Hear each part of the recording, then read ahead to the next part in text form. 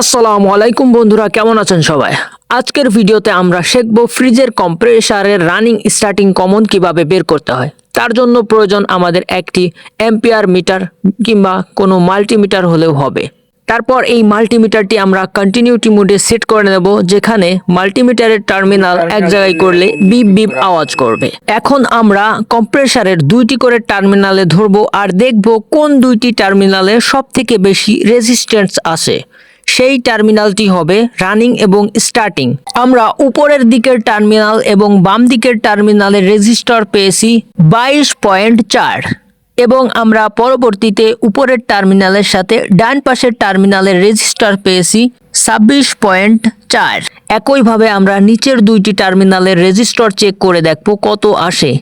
তো আমরা নিচের দুইটি টার্মিনালের রেজিস্টার পেয়েছি 48 এবং এরই ভিতরে যেই দুইটি টার্মিনালের রেজিস্টার সব থেকে বেশি আসবে সেই দুইটি টার্মিনাল আমাদের রানিং এবং স্টার্টিং। সেই হিসাবের অনুপাতে আমাদের নিচের দুইটি টার্মিনালে 48.1 এসেছে, এই জন্য নিচের দুইটি টার্মিনাল আমাদের রানিং এবং স্টার্টিং।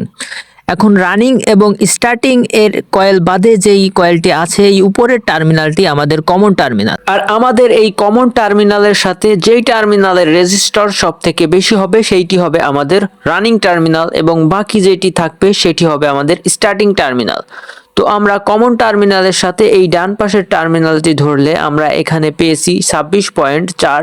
তো এইটাই হচ্ছে আমাদের রানিং টার্মিনাল এবং কমন টার্মিনালের সাথে বাম পাশের এই টার্মিনালটি আমরা পেয়েছি 22.4। এটা হলো আমাদের স্টার্টিং টার্মিনাল।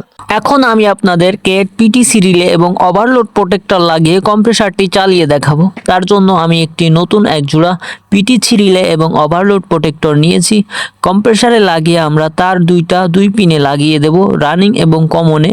দেওয়ার পরে কারেন্টের সংযোগ দিয়ে আমরা কম্প্রেসারটি আপনাদেরকে চালিয়ে দেখাবো। চলতেছে 0.5 অ্যাম্পিয়ার।